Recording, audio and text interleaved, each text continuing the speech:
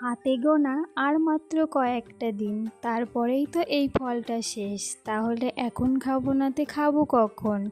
দাঁড়াও দাঁড়াও, এটা কিন্তু আমার কথা না, এটা হচ্ছে আমার শ্বশুর মশাইয়ের কথা।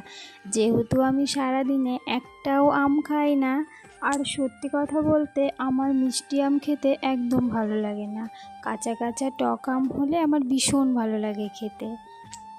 আর আমার বাপের বাড়িতে যেহেতু একটাও আম গাছ নেই, আগে আমি ভাবতাম, মানে বিয়ের আগে ভাবতাম, ইস আমাদের যদি একটা আম গাছ থাকতো তাহলে গাছ থেকে পেড়ে পেড়ে গাছ পাকা আম খেতাম। আর এখন ভাগ্য করে ভগবান আমার এমন একটা শ্বশুরবাড়ি দিয়েছে যে বাড়িতে দুটো তিনটে বাগানের আম থাকলেও খেতে ইচ্ছা করে না। কথায় আছে না, থাকতে মানুষ মূল্য দেয় না, আর যখন না থাকে তখন সবাই খোঁজে। তো সেই রকম। তো যাই হোক।